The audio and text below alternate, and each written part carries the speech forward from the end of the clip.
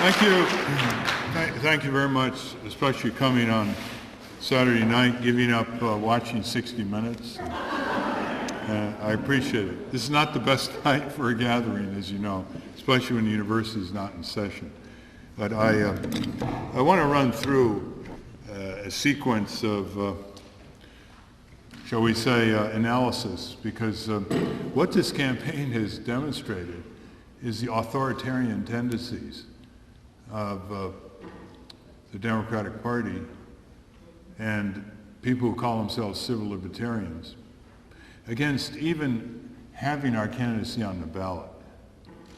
And in the last 2 weeks, I have gone through interchanges with people who fought the civil rights struggle, people who want diversity, people who want more voices and choices, but not someone who challenges John Kerry.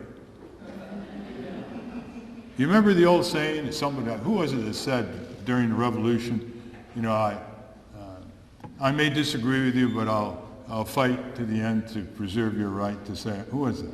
Voltaire. Who? Voltaire. Voltaire, okay. Let me just give you a couple examples. The Black Caucus called up a few weeks ago and said, let's get together, Congressional Black Caucus. There are 39 African-American members of the House of Representatives. And so in a torrential downpour, we got down there a little late, and there were 20 members of the Black Caucus there. Significantly, some of the best members were not there that I've worked with. You know, John Lewis from Georgia, Jesse Jackson Jr., but John Conyers was there, Barbara Lee was there. And I wish you could have seen that exchange. These were the people who either were in the early civil rights struggle, although most of them were not, they were younger. But their parents were, and their parents basically said to the white man, you're no longer going to tell us not to vote, and you're no longer going to tell us not to run. It's over. And I'm sitting there listening to one after another of the Congressional Black Caucus, not all of them, one after another say, withdraw, don't run. At the same time that they said, we respect your right to run. We respect your right to run, Mr. Nader, but withdraw. And I'm sitting there and I'm saying, look at this scene. Here we are, all of us in this room. This is the congressional room. Prisoners of a 200-year-old system of an electoral college, winner-take-all, set up for a two-party duopoly. Prisoners, hostages to it, created by highly revered founding fathers, many of whom were slave owners. And I'm watching 20 members of the Congressional Black Caucus, maybe 12 of them in tumultuous outrage, that the Nader Camejo ticket, and Peter Camejo was right next to me, would dare challenge the Democrats and Republicans in this election. In fact, one of the members of the Black Caucus from Texas pointed to Peter Camejo and said, and now, Mr. Nader, you have chosen a vice presidential running mate who speaks Spanish, and he can speak Spanish to my constituents. In other words, he can take away the vote. And she's got a safe seat to begin with. So I'm trying to digest this, because this is very serious. I'm trying to digest this, and I'm saying to him, well, look, there's one plus. Look, we agree on the issues. We agree we want to defeat George W. Bush. And you have your way to do it, and we have our way to do it. And I've been watching your party lose for the last 10 years to the worst of the Republican Party at the local, state, and national level, and now you're telling us, trust us again? You even lost an election in 2000 that you won. The Gore election. So,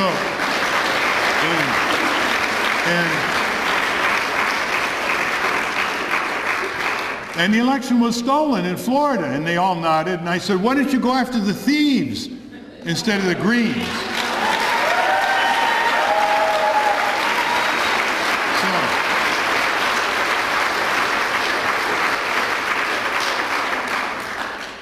Well, I mean, it was tumultuous. Now, you know, look, I was fighting for African American rights, Negroes in those days, when most of these people were in short pants. In the 50s, the whole surge in the Little Rock High School, and the thing that really upset me the most as a law student was the constant designation of black people as genetically inferior mentally. And one day I was at law school, I pick up U.S. News and World Report, and the cover says, prominent psychologist documents that blacks are mentally inferior. And so I spent weeks trying to get a rebuttal to this in the Harvard Law School newspaper that went out to thousands of Harvard Law School lawyers, alumni. And I finally got Ashley Montague, the anthropologist from Rutgers at the time, to write a rebuttal. And so I didn't want to go through this. One thing I hate to do when I have meetings like that is start touting all the things we've done. But apparently that didn't matter to them, even if they knew about it. It didn't matter that we have maps on every city in the country showing redlining against low-income people by banks. It didn't matter that we've been trying to do something on lead-based poisoning of minority children, age 2, 3, peeling off tenement walls. It didn't matter that we campaigned in 2000 in poor areas that wouldn't even be on the screen by Gore and Bush. It didn't matter that time and time again we would beg the Congress to do something about the economic exploitation of people in the ghettos, landlord abuses, code violations, inadequate municipal services, predatory lending, payday loan rackets, 400% interest. Things like redlining was a general category, but there were other things that were just make life miserable with the few consumer dollars they have to spend. Do you know a lot of the dirty meat is put into the shipped into the local income, lower income areas in our country? The shoddy merchandise. Do you know that in Washington there's Ward 8? I was the only person ever to campaign in Anacostia in Washington, D.C. because the Democrats own it and the Republicans just use it for a fundraising base in the hotels. And I went into the poor areas, and in Ward 8, 65,000 people in Washington live in Ward 8. They don't have a single supermarket. They got to go to Maryland or another part of the district. All they have are these schlocky, quasi-boutique type things that are selling you candy and all kinds of junk food. They don't even have a supermarket. We've had a black mayor in Washington, D.C. for 35 years. We've had black city councilmen for 35 years. And the Congressional Black Caucus is lecturing me about this. Like, don't mess up our little party, because don't worry. Bush is terrible. Don't you know how bad, terrible Bush is? I told him I know how bad Bush is. And I'm not going to rely on the Democratic Party to try to lose again, unless Bush self-destructs, which he's starting to do. But if Bush self-destructs, as he's starting to do, how can anyone support Kerry without demanding a mandate, without demanding basic commitments on one issue after another?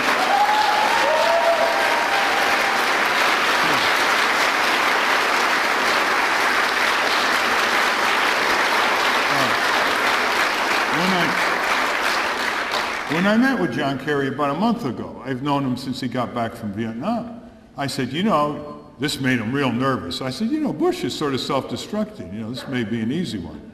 Oh, he got very nervous. He said, no, it's going to be a tough fight. And I said to him, but you're not getting a mandate. All these groups supporting, like Sierra Club and labor unions and civil rights, they're not demanding anything of you because they're so freaked out over Bush.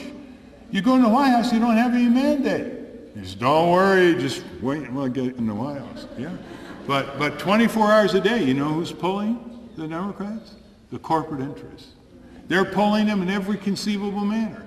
And if people who support John Kerry are not pulling any other way, what's going to happen? Again, the least worst approach to presidential elections means that every 4 years, both parties get worse because there's no pull in the progressive direction. Because people say, anybody but Bush. Anybody but Bush.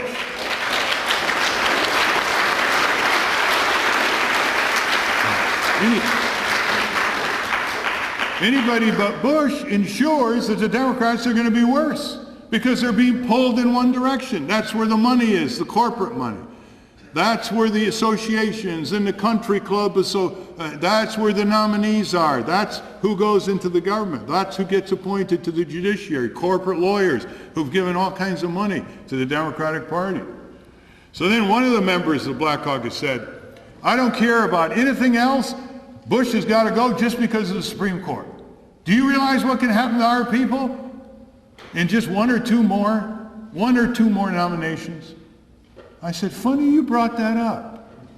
I said, who do you despise on the Supreme Court? Scalia, Thomas. Well, let's look at that. I was up there lobbying against both of them. Scalia was confirmed 98-0, including Gore.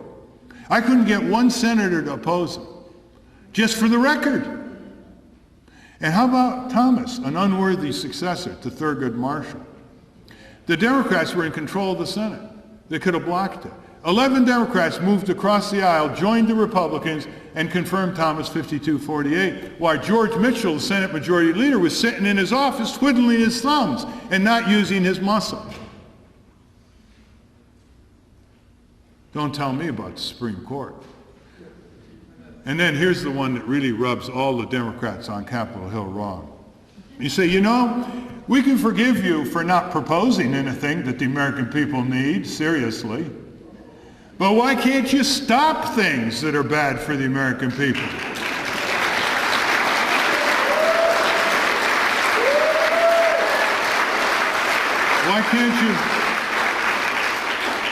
Why can't you stop the tax cut for the wealthy in 2001 and 2003 that you fulminated against rhetorically? When you had the votes to stop it in the Senate, you could have filibustered it. Oh dear. Oh dear. They don't like people who can distinguish between the words and the deeds of politicians. The Democrats are much better rhetorically on a lot of these. They're much better environmentally, rhetorically. Let's look at Clinton-Gore's record. They gave 8 years holiday to the auto companies without any proposal to increase fuel efficiency. Didn't do anything about SUVs. Didn't do anything about auto safety. They gave a holiday to the biotech industry. Wouldn't even require labeling of GMO foods in the supermarket, supported by 90% of the American people. They were so scared of Monsanto. They left the petrochemical industry alone, the pesticide industry alone. They put through WTO, which is the most anti-environmental trade agreement in American history.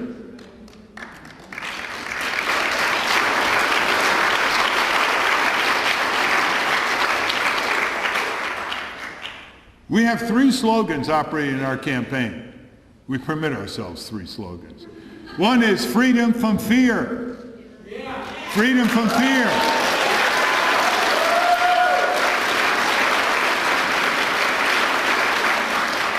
The second is shift the power from corporations to people as workers and consumers and communities. And the third is a solution revolution. We have so many solutions that are on the shelf or in little pilot projects here and there all over the country, and they're not being diffused because they upset the big guys. We don't know how to have massive energy efficiency, which will reduce the sales of ExxonMobil. We don't know how to do affordable housing. We don't know how to do public transit. We don't know how to run an educational system as if the students mattered first, instead of a system basically at its best that has them looking at screens at age 7 and 8 and 9, that has them memorizing, regurgitating, and vegetating, heaven forbid, critical thinking, Don't we have the teachers who know how to teach them if they're free to do so? Instead of this insipid, leave no child behind, high-stake frequency, multiple choice, standardized testing fraud that Bush and the Democrats passed.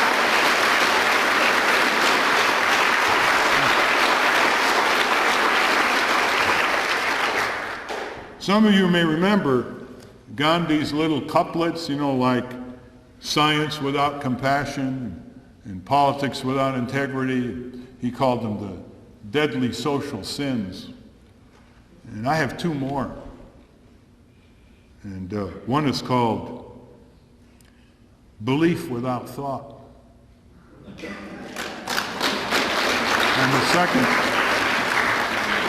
the second is called respect without self-respect. We have to have civic self-respect. We have to have a higher estimate of our own significance than being led through the nose to go for the least worst of two parties who are only proxies for the corporate government in Washington, D.C., corporate-occupied territory.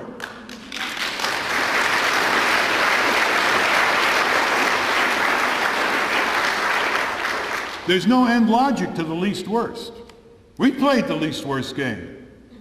14 of us full-time in 1984 went all over the country trying to show people the difference between Mondale and Reagan. And nobody listened. It wasn't that easy, by the way, on some issues. 1988, Dukakis Bush. It doesn't matter. The only way the civic community can shape up the political arena is to get in it. Is to change it, because you can have the best political movement. If it doesn't parallel a strong civic movement, it's going to be corrupted. You can have a strong civic movement, they don't pass the laws. If you have a corrupt political system, it's not going to make it. We got to go forward together. Now, Lula was elected president of Brazil, the real thing. Came out of the labor movement, came out of poverty, and now they say he's in trouble because he's besieged by the IMF and the World Bank and the monopoly capitalists and the oligarchs and the plutocrats and the big landowners.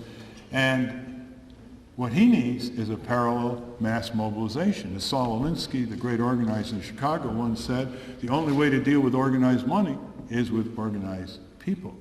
And so they're talking, is he going to fail? Is he moving to the right? Well, if you looked at what he's up against a situation where if he doesn't have mass mobilization behind him and he tries to do what he wants to do, there'll be another military junta, as there was in 1964, where we subsequently learned through a Freedom of Information Act there was a nice U.S. battleship a few miles off Rio de Janeiro, just in case. This was an overthrow of a democratically elected government by the junta. So let me go through the sequence here of this campaign. That's quite important. And I'm sure you've met your share of what we call viral liberals. The viral liberal is a well-intentioned person who would like a better country, but is so seized with fear that they'll go to the end of time with the least worst choice, and that means the Democrats.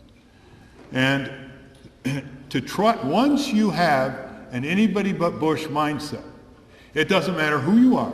You could be a Nobel laureate, you could be a brilliant political scientist, you could be a brilliant historian, you will stop thinking. I've had letters from all of them. Totally stop thinking. We have to get rid of Bush. Nothing else matters. Do not consider any agenda, strategies, tactics, alternative ways to defeat him. Put all your eggs in the Democratic Party empty basket. All thinking stops. That's why we call it a virus. Because a virus catches from one person to another. It's the same virus. It's a mind closer. And so what it tells us basically is that there are very few people who have a well-grounded public philosophy that will absorb a variety of realities, a variety of variables, and historical experience. And I just gave you one example, which is what happens in a corporatized government in Washington when you don't demand anything of your candidate, John Kerry, in return. What happens is that he and his party will be further corporatized. The progressives in the Democratic Party will be further marginalized. That's what will happen. That's a variable. You can't get a discussion. So let's go into the analysis here. Rome was not built in a day. We have to form and build a political movement. We have a good opportunity now, because the liberal Democrats have abandoned us. They'll go back into the fold. But we have millions and millions of voters to scramble for.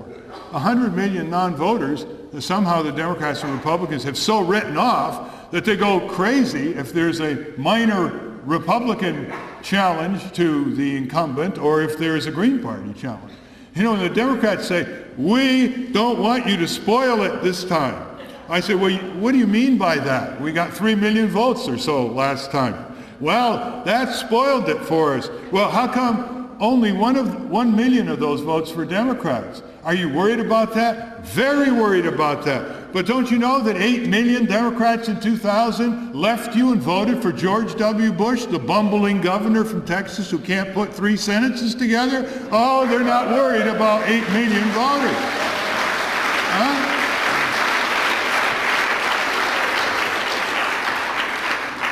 And how about the 100 million non-voters? Why don't you scramble for some of them instead of writing them off as know-nothings? Maybe they know too much.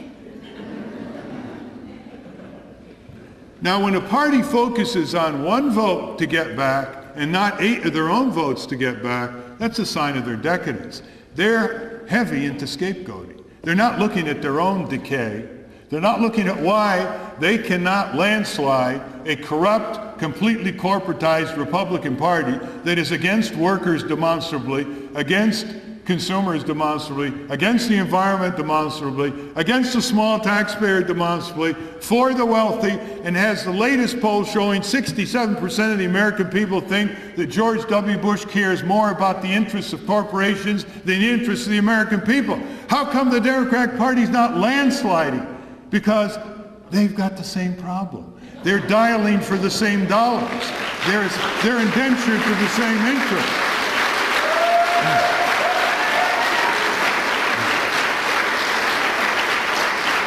I asked that very question in a telephone conversation with John Kerry in late December. And I said, how come the Democratic Party is not landsliding the Republicans? Because you think the Republicans are bad, and I think they're worse. And you know what he said? This is a perfect litmus paper test of the decadence of this party. He said, it's because the Republicans have so much money to cloud the issues.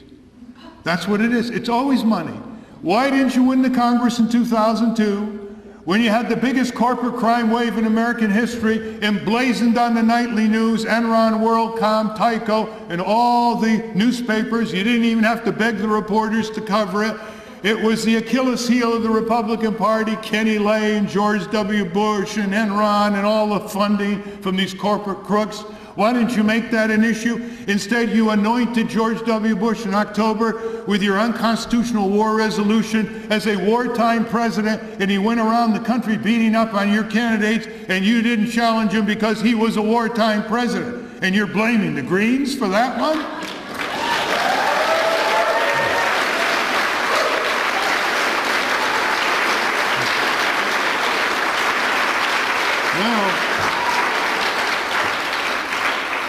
They lost the House by a swing vote of 100,000 and the Senate by 41,000. So it's very close.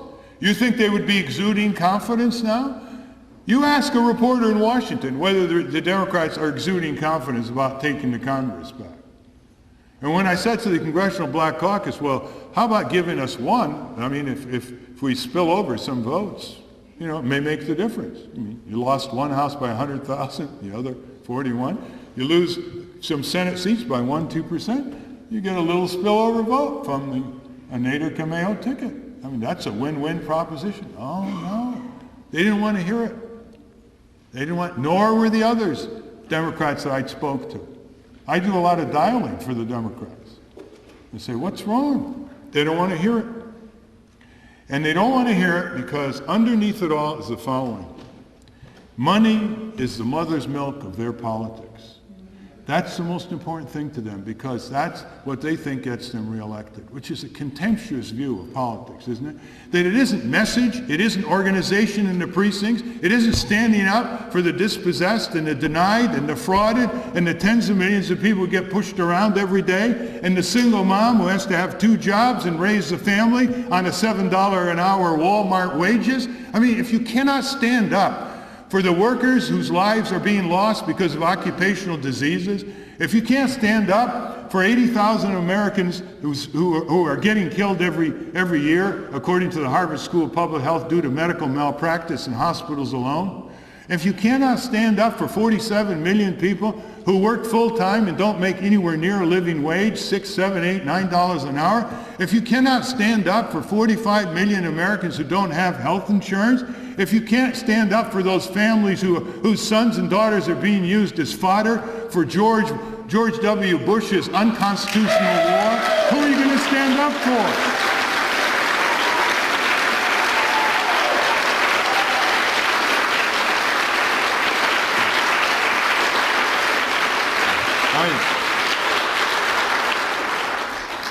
You know, here's George W. Bush. He plunges our nation into an unconstitutional war. It's amazing. Article 1, Section 8 is viewed as a technicality in Washington. That was the highest form of wisdom, according to James Madison, in their deliberations establishing the Constitution. They did not want one person in the White House to declare war for the United States of America. It was going to be done by Congress, a deliberative group, and they certainly had enough time, didn't they, to deliberate on the Iraq thing. This was not an incoming missile from the Soviet Union. It was exactly the kind of situation that the Founding Fathers had anticipated. He plunges our nation into a war based on a platform of fabrications, deceptions, and lies. And the Democrats didn't stop him. John Kerry voted for the war resolution. Buddy thought George W. Bush would go to the United Nations. Buddy thought it would be more multilateral. Buddy thought this, Buddy thought. That was an unconstitutional resolution to begin with. But you know, nobody can challenge it in court. Did you know that? Any American in this country that took the Congress to court for violating the constitutional authority invested in it under Article 1, Section 8 would be thrown out of court for lack of standing to sue. The only person who could sue to invoke that violation would be the Attorney General of the United States. The Founding Fathers had a lot of foresight, but they didn't ever dream that any branch of government would willingly give up its constitutional authority. And so what George W. Bush has done is concentrate enormous power, because he's a wartime president, right? Enormous power in the White House at the expense of the judiciary, which is being diminished, and the legislative branch, which is being diminished willingly. Hey, they don't want a responsibility. Take it, George. We don't want this on our back. We got fundraising parties to go to. And look at the situation we're now in. This is going to cost at least $200 billion. We have at least 20,000 serious casualties and fatalities. You don't want to count the Iraqi casualties. You don't want to come close to that. I was going to say the Israeli because we don't count the Palestinian casualties. They get a little squib when 20 of them are destroyed. But the Iraqi casualties are enormous, not only in trauma. They've been exposed to depleted uranium. They've died because there aren't enough medicines. They have had contaminated water. They have been undernourished. They have been subject to all kinds of vendettas because the U.S. is not able to maintain street security, which under international law they are obligated to do. When you take over a country, topple a government, you're responsible for that. I'm writing Bush a letter on Tuesday demanding a full accounting of all the U.S. casualties and diseases because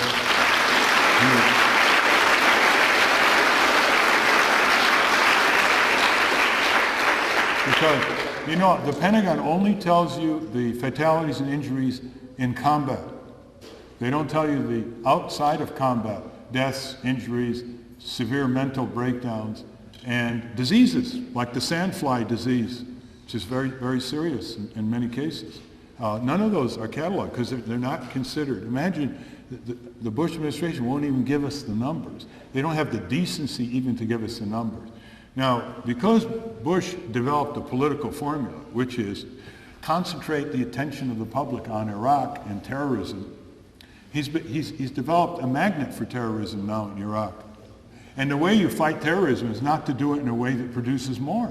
And he's producing more. And it's a recruitment. Iraq now is a recruitment agency for stateless terrorists. I always use the word stateless terrorists because the most devastating terrorists of all in the last 100 years have been state terrorist instrumentalities.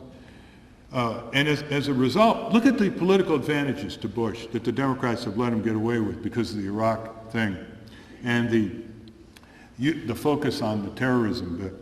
One, he silences public dissent quite a bit. Two, he chills out the Democrats.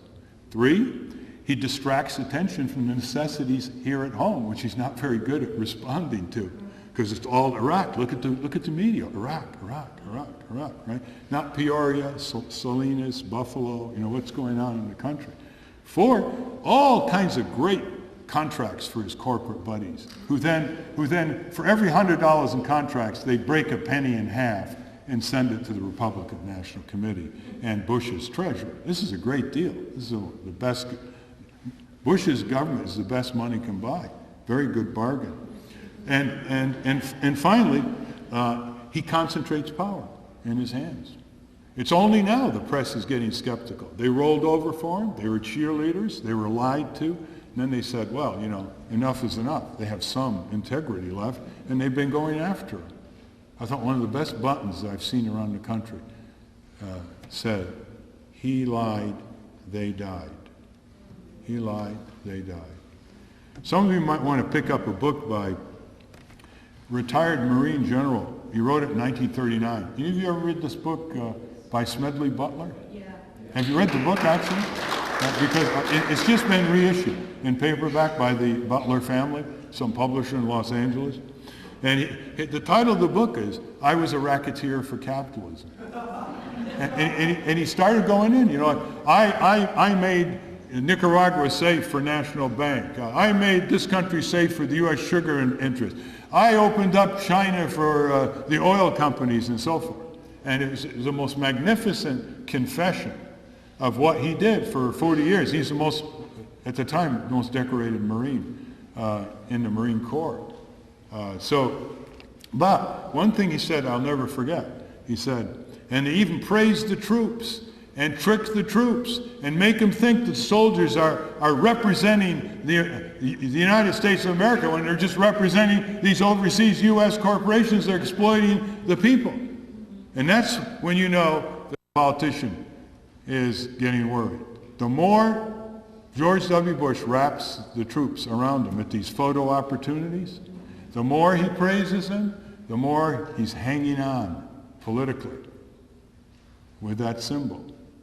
And he's doing it more and more frantically. Here he is, a draft dodger. Here's a guy who got into Texas Air National Guard through political connections. And he loved the Vietnam War, he said, but he just wanted someone else to do the fighting for him.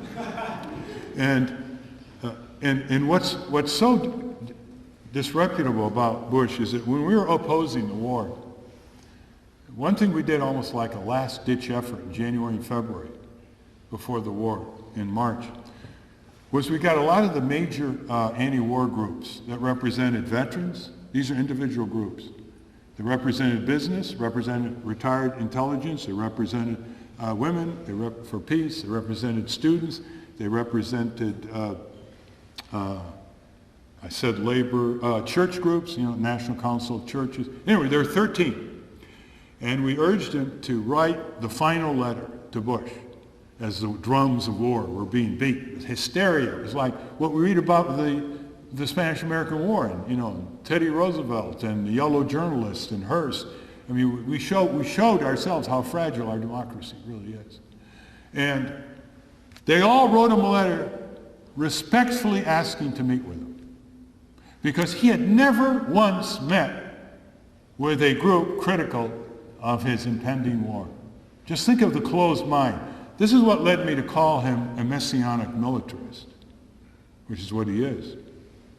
And he talks about being the will of providence, and God put him on earth to liberate. And you got these Islamic peoples in these countries wondering, hey, this could be a religious war. I mean, they've tasted it once, called the Four Crusades, right? And here's this man talking religious talk when he's a secular president. He did not bother to respond to one of those letters, not even a courtesy response to the veterans from the Gulf War who wrote the letter. And a lot of these groups had been over to Iraq, and they knew that it was going to be trouble after the invasion, and they had something to tell him. That's what we're dealing with. Now, who allowed this man to get elected? Who allowed this man to get elected governor of Texas? Who allowed this man to get elected president? Or even after he didn't get elected, to get selected? Who is allowing this? Always appraise the parties in two ways. How much are they advancing, and how much are they stopping? And the Democrats have a very, very serious responsibility here.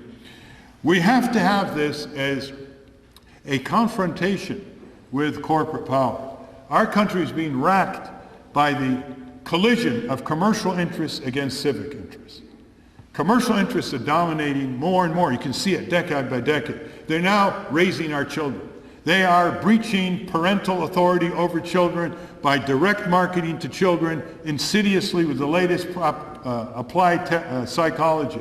And they're selling them violence as a solution to life's problems, and low-grade sensuality, and junk food. And addiction is a way of life. Just keep staring and eating those junk foods. Stare at screens. And they're undermining parental authority. This would not have been tolerated 40, 50 years ago. That's the insidious collision of commercial values against civic values. And you see it everywhere. They're corporatizing our universities.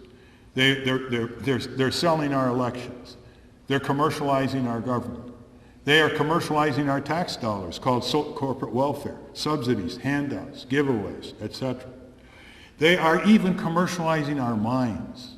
We're beginning to lose the essential determination to draw a bright line for our democracy, where there are certain areas of our society that are sanctuaries from commercialism, that they have to be protected. Our elections should not be for sale. Our politicians should not be for sale. Our universities should not be for sale. Our childhood should not be for sale. Our environment should not be for sale. And we're losing that distinction because they're getting into our minds at a very early age. And because we have not allowed ourselves space for contrasting political parties and political candidates, because our expectation levels have been driven down and we're settling for less and less and less. Isn't it time we ask, why not the best, the way Jimmy Carter did when he was young?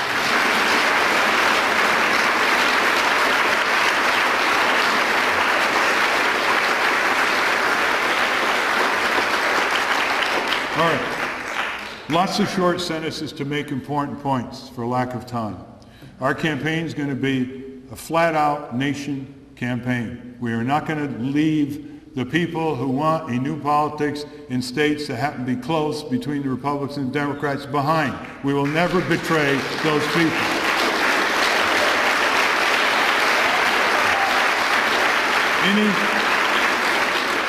Any third party or independent candidate who says that he or she is going to pursue a safe state strategy is going to eliminate the only leverage they're going to have on one or both of the two parties, because they don't care about Texas or New York.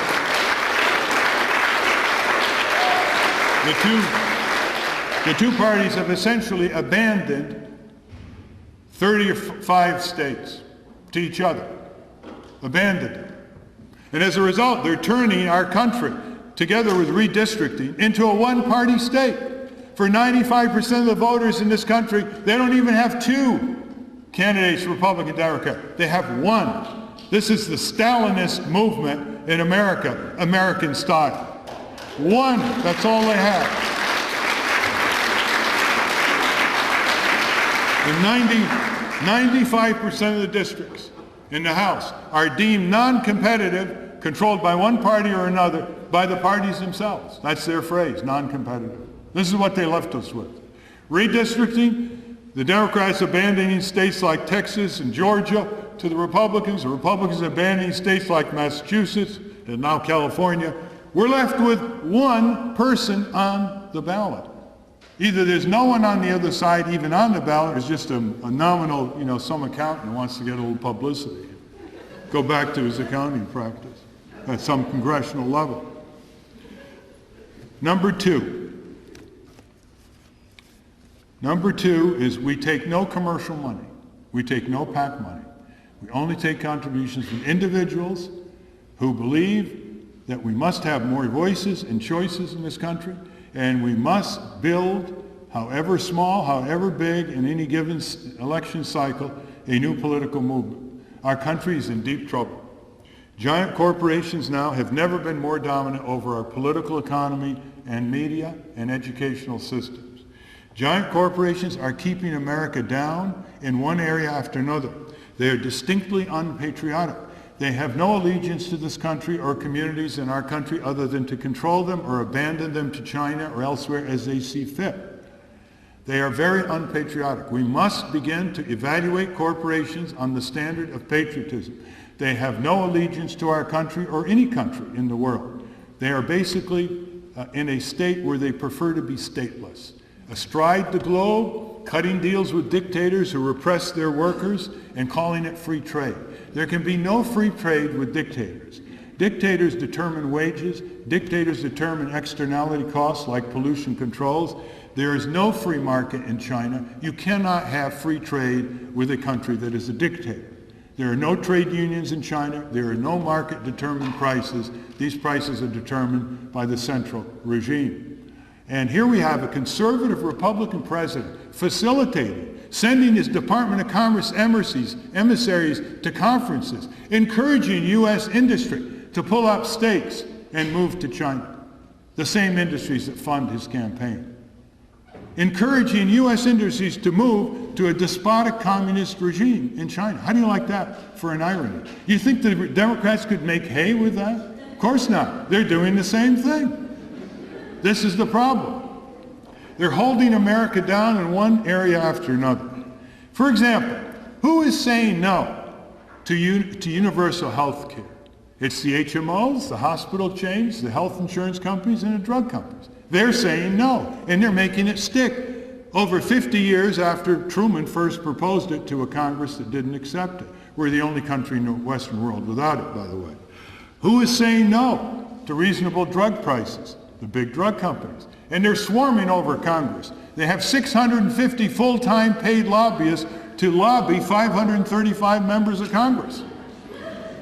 Not to mention the money they're spending and pouring into their coffers on Capitol Hill, which we now call Wuthering Heights. Who is saying no to efficient energy and solar energy? We know it's ExxonMobil, it's Peabody Coal, it's the nuclear industry.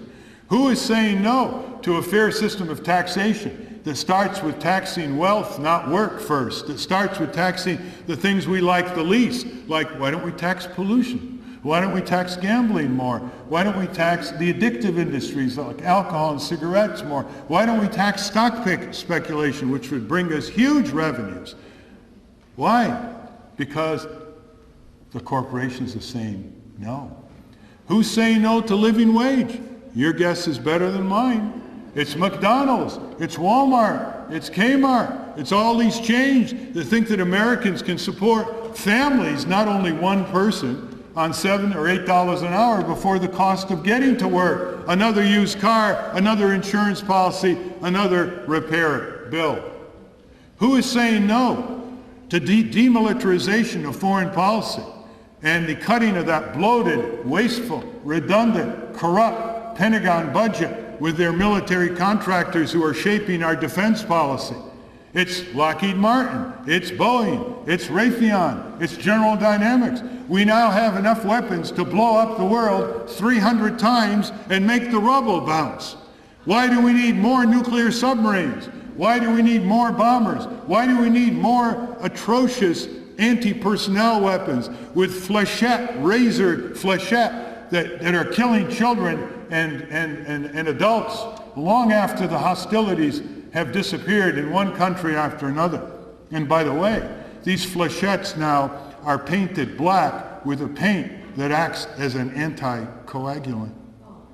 How would you like to go to work and manufacture those in our country? We don't have a major enemy left in the world. There's no more Soviet Union. Communist China wants our industries. They're not going to send missiles over here.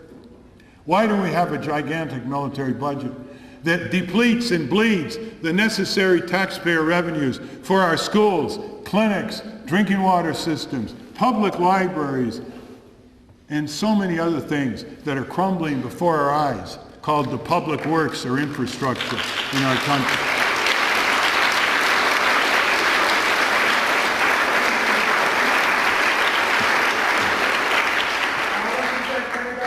Indeed, the Pentagon budget was just voted in the Senate, $440 billion, and that's not all of it. There's more in the Department of Energy and the nuclear weapons and on and on. You know what the vote was? Unanimous.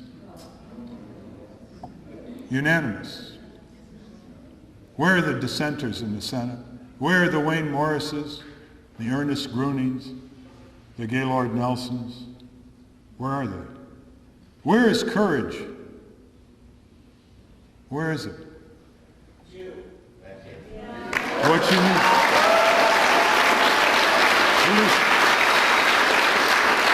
Who is saying? Thank you. Who is saying no to abolishing poverty in this country? There are conservative economists 40 and 50 years ago who showed us plans to abolish poverty. Richard Nixon proposed to Congress a minimum incomes plan that set the stage for the abolition of poverty, and Congress rebuffed him. We had poverty in 1900. We have poverty today. Some of it is a new kind of poverty. Some of it is a very old kind of poverty. Terrible housing, hunger for children. And guess what? Our economy has increased in production per capita 25-fold adjusted for inflation since 1900. Why is there any poverty? Why aren't the workers benefiting from the productivity that they are a part of? When Walmart increases its productivity, when Home Depot increases its productivity, and you go in and you can't find anybody to answer your questions, and they turn you into a worker as a consumer. Why aren't the workers benefiting? Why aren't the workers in those automated plants benefiting? Why is it that a majority of the workers today are making less in wages than they made in 1973, adjusted for inflation? This has never happened before in American history. They used to say a growing economy lifts all boats. Now we say a growing economy lifts all yachts. Finally, let me say this. The corporations are planning our future. That's what they call strategic planning. They are planning our political future in all the ways we know. They're planning the future of our elections in all the ways we know. They're planning our tax future. Escape. They want to go to Bermuda. They want to escape taxes and get all the benefits here without paying their fair share. 60% of corporations in the U.S. paid no taxes last year, federal income taxes. 70% U.S. foreign corporations operating in this country pay no federal income tax. Actually, it's the year 2002 is the latest figure. These corporations are engaged in strategic planning on how to turn 8-year-olds into consumers of the most disreputable products, worthless products, junk food that predisposes them to obesity, diabetes, high blood pressure, in a very seductive manner. McDonald's, it's a child's world. You know what was behind that phrase? Incredible polling and research. That was a signal to kids to disregard their parents and nag them. Not to listen to them, to nag them. It's a child's world. The corporations are planning our educational future. Look at the drive to commercialize or privatize public education. Look at the drive to take over universities and depress civic courses, humanities, and social sciences in favor of a trade school mentality. These corporations are planning our foreign policy. They're even planning our genetic future. They now have thousands of patents on genetically engineered organisms, flora, fauna, and human. Now, isn't it time for us to start planning our own futures? Must we not give ourselves a chance to clarify the issues in this campaign, to think for ourselves, to go against the wind of the mind-closing anybody but Bush? If only so your liberal friends don't come back to you in a year if Kerry is elected and say, you know, you were right. He's just such a disappointment. We have a failed drug war that turns hundreds of thousands of addicted citizens into prison instead of into rehabilitation. Do we imprison nicotine addicts or alcoholics? Why are we imprisoning drug addicts, which only makes the problem worse and costs us far more than rehabilitation? We have a problem of over-medication of our children. It's going to be terrible. Antibiotic resistance. We have labor unions that cannot be formed because of our anti-labor laws. And do you ever hear a Democrat utter the words, repeal the Taft-Hartley law? Do you ever hear those Democrats? What do you do with the party? What do you do? What do you do with a party that turns its back on the two major constituencies that make all their elections possible? Working, labor, and minorities. And that's what they're doing. Because they know that these people are signaling, you can take us for granted. And when you signal to a politician that he or she can take you for granted, you know what happens? You get taken. And when you go for the least worst, that's exactly what you get. The least. There's a lot more to talk about, no more time. I just want to leave you with this. Do not hesitate to initiate conversations. Word of mouth is the most powerful tool you have. You've got friends, relatives, you've got co-workers, you've got neighbors. Don't abide by this unspoken convention, oh, they got their politics and we got ours. How many times have you heard that? Oh, I don't want to talk politics, these people. How many times have you had young people say, I'm not into politics? If you're not into politics, politics will turn on you. That's the lesson of history. And so I hope that you support us. I hope that you'll go and get more signatures, that you will organize get out the vote units. We call them 12ers. One active person gets 12 relatives, friends, neighbors, and talks politics in the fall and then says, let's all go together to the polls. And let's all come back and have a nice supper or lunch. We've got to have that because you're not going to see big fancy ads, 30-second ads on TV. You'll see a lot of good material on our website, votenader.org.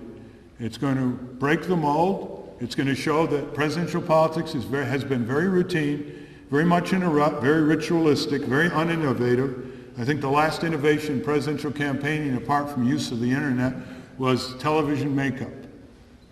Kennedy used it, Nixon didn't in the 1960 debates, as some of you know. You've heard the phrase, people have the power? Patti Smith, right? Okay. By the way, if all the Hollywood people supported us, only one is with us today, Patti Smith.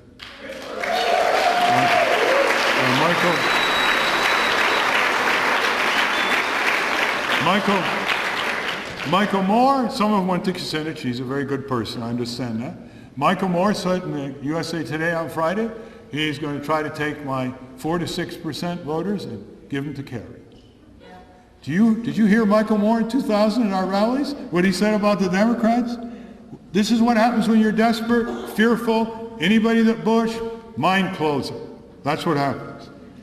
The people have the power only if they recognize it, only if they collaborate in the neighborhood, only if they organize it, only if they focus it.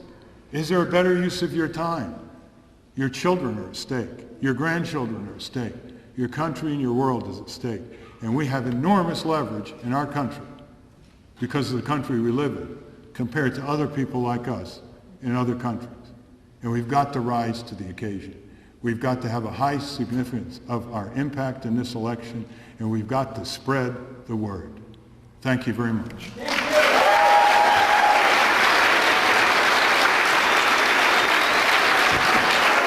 Mr. Nader, we'll take your questions in a few minutes. Okay, you want to start, man? Oh, okay, thank you. That's part of our campaign finance reform. If you're a ballot qualified candidate for federal office, you get a certain amount of free TV and radio time. I've been saying that for a long time. We've actually done a lot of work in this area, but okay. The second is the debates. There are new developments. As you know, the Commission on Presidential Debates is a private corporation created in 1987 by the Republican Democratic parties to get rid of the League of Women Voters sponsorship of presidential debates because they thought the League was too uppity and independent-minded. And so they have controlled this debate commission. Just think of this now. This is the biggest country in the world, right? A private corporation controls the keys to the only way a third party or independent presidential candidate can reach tens of millions of people. I've campaigned in 2000, all 50 states, many states more than once, for the largest arenas of the United States. Filled Madison Square Garden, the Target Arena in Minneapolis, and so on. And I added up, I reached 2% of the people I could have reached had I been on one debate. And here's the rub. This debate commission is funded by Philip Morris, Anheuser-Busch. It's all corporate funded. And then they have these hospitality suites in St. Louis and Boston where they had the debates, and the big corporate moguls schmooze with the politicians, and the two parties decide who's going to get on. And of course, it's just themselves. They let Pro on 92. It was the highest viewership in the history of the presidential debates, 92 million people. It's down to 38 million. People, whether they want to vote for you or not, want more candidates on the debates. They don't want to look at debates as a cure for insomnia. So there's now a new debate commission. It's called the Citizens Debate Commission with conservative and liberal, prominent conservative and liberal people on the board because they agree there should be free, robust debate. They have proposed 5 debates in the fall. They have a much different criteria for entry. If 5% of the people in the polls in September want me to be elected, or a majority of the people polled want me on the debate, regardless of how they're going to vote, I'll get on the debate, on the citizens' debate.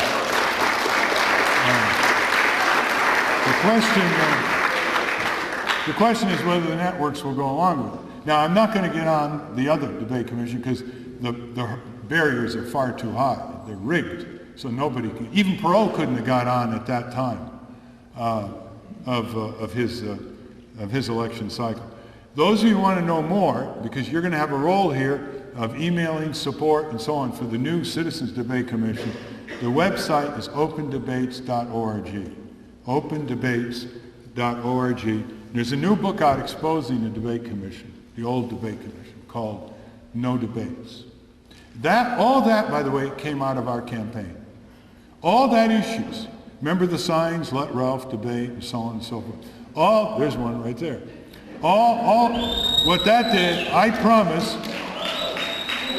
promised people all over the country that we were going to do something about this debate commission. So all that I described came out of that promise, and I don't control the new debate commission. It's controlled by no individual candidate or party. And secondly, we now have sued the debate commission to strip it of its tax exempt because it's a partisan commission. It's not an educational, it's a partisan. There are complaints before the Federal Election Commission. So they're going to be tied up in more ways than one. So, that's an example of what can come out of a campaign that got 3% of the vote. Did I answer your question? Yes, tell us about Peter. Oh yeah, Peter Camejo. Yes, how many of you know Peter Camejo? All right, listen to this remarkable situation. He's about 18, 19 years old, in the mid-50s. He's 64. And he joins the Army, because there was a draft then. It's better to join the Army than be drafted. So he gets his hair cut with all the recruits, and he's got the clothes ready. And I can see somebody nodding, you know, been in the Army. And they slap on the table a loyalty oath. And all 120 recruits, they all sign. He looks at it, and he doesn't sign it. So about an hour later, a sergeant comes and says, "You didn't sign this." And look, he's 19 years old. He says, "This is illegal. I'm not going to sign a loyalty oath that I have never been a member of 150 organizations deemed to be subversive by the Attorney General without their right of appeal. This is unconstitutional," he says. So they bring in a captain who happened to be a woman.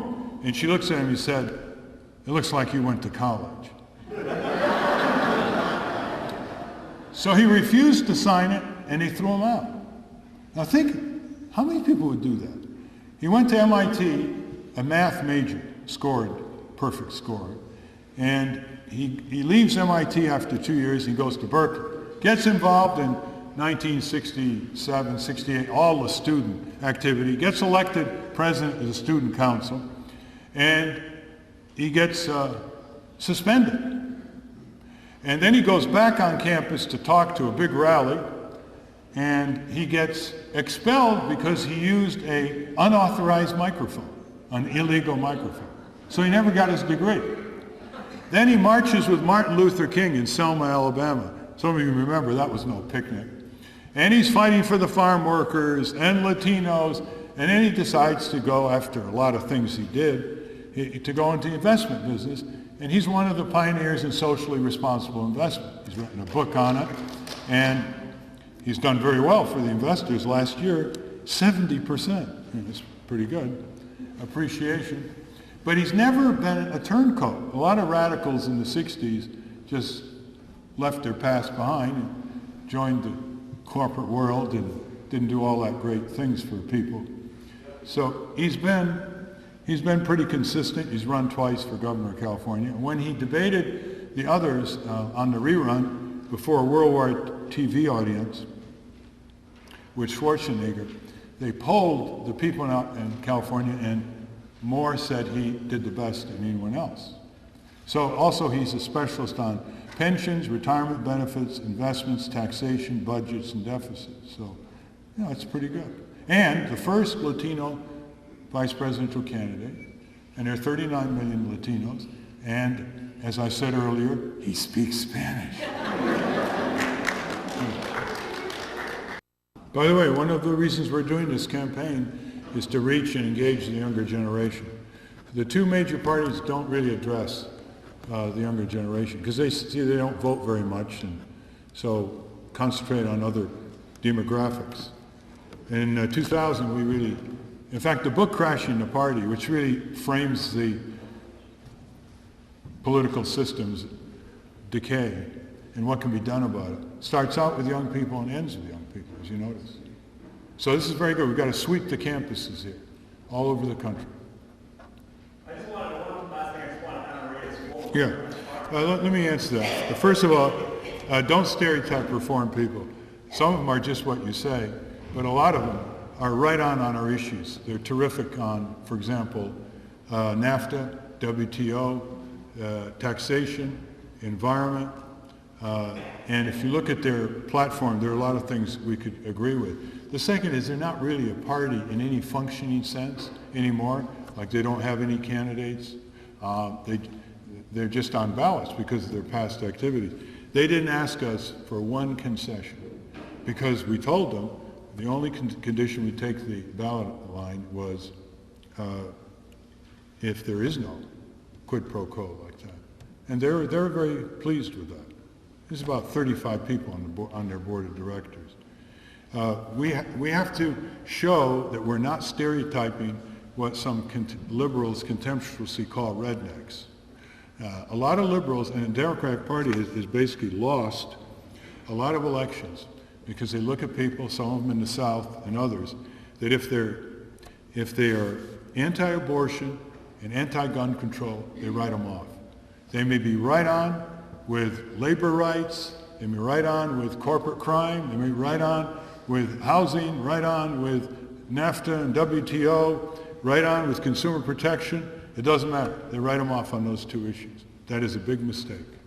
Do you agree with your relative on every issue politically? Huh? So I don't believe in marginalizing these people, especially when we don't give up any of our principles. Zero. I want to open up the channels to those people. The other day I was in upstate New York, and 2 Korean War vets were driving cabs. They were in their 60s, late 60s. And we started talking politics. And I said, what do you think of Bush? He said, well, they both were Republicans, a very Republican area up there. He said, well, I'm going to vote against him. And they both of them said the exact same, 2 different cars. I said, why? He said, because he lied to us about the war. See, so these people, over the years, I have been able to speak to people from all parts of the country. And what I do is I bring the issues down to everyday life. I bring them down the abstraction ladder. They say, I don't want any more government regulation of business. I said, really? You have a car? Of course. Okay? What if the manufacturer builds a car with a defect and your throttle sticks? Don't you think there should be a law requiring a recall before you head into the wall? See, it's a completely different response there, isn't it? So when you bring it down to the specifics, quality of the food, ripping off by the insurance companies, bank charges, enormous bank charges, things like that, it's a different response. So that's my answer. No concessions whatsoever.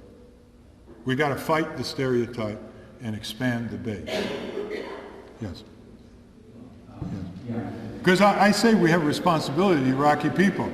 Hundreds of thousands of children died with these sanctions. By the way, this was, even though they were U.S. sanctions, clear violation of international law, which says you do not impose economic sanctions on a country that the principal brunt and pain and injury and death is taken by civilians. In other words, you cannot impose economic sanctions to destabilize a dictatorship and have the innocent people suffer. And of course they suffered. And one of the main ways they suffered was on the prohibited export list. Chlorine was prohibited.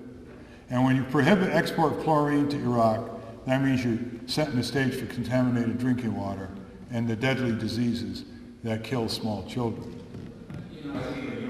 No, you're absolutely right. It was basically U.S. sanctions under a UN cloak. Absolutely.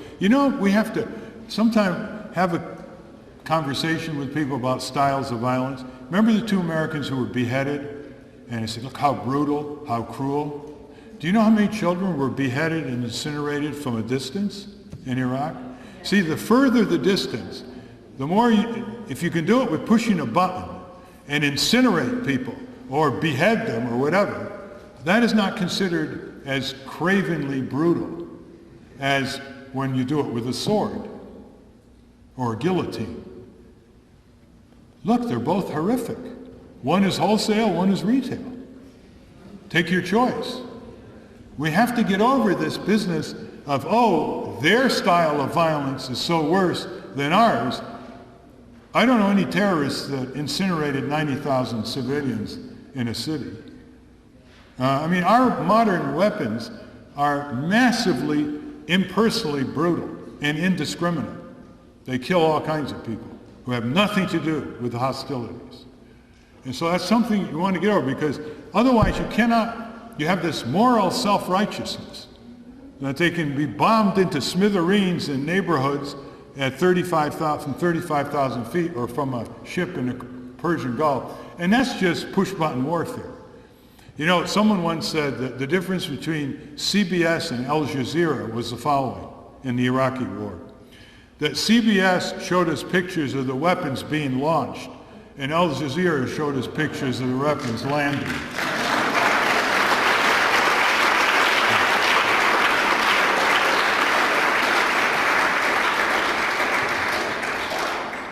Thank you. And by the way, Matt Gonzalez, too. Right. Well, on behalf of Peter Camejo and myself, I formally accept your support for Greens for Nader Camejo.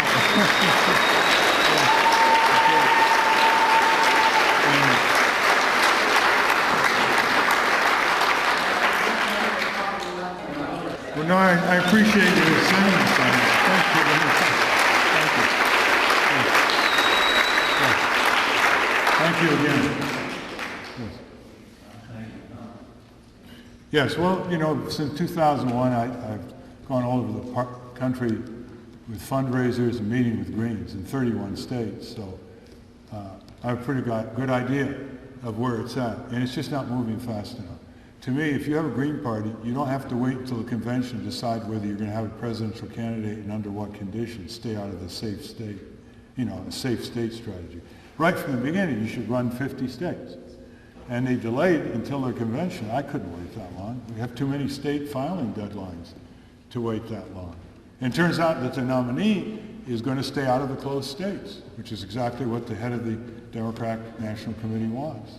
So I think they're going to have to work it out themselves and get more candidates at the local state level and work their way through it. They just need more people, more energy, less talk.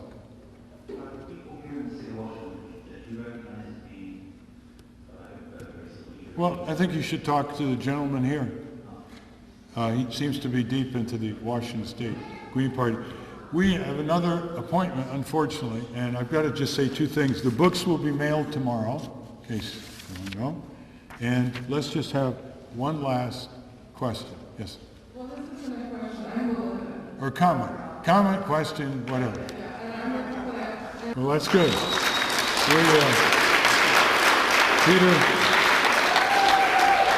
Peter Camejo is very committed to the Green Party. He went to the convention. We offered the Green Party a silver platter to expand, have more resources, and have Peter and others campaign for them at the state and local level. And that was what the endorsement was all about. In other words, if you're not going to nominate, endorse the Nader Camejo ticket. And a small majority decided that they were going to go on their own. But that was our last opportunity to just say, look, this is a great collaboration. On all indicators, you'd be better off. Well, they decided to go on their own. Well, let's see how they do. Maybe they'll do better on their own. But we'll see. Thank you, Ralph, for running. Yes. Thank you. I'm sorry I can't stay any longer.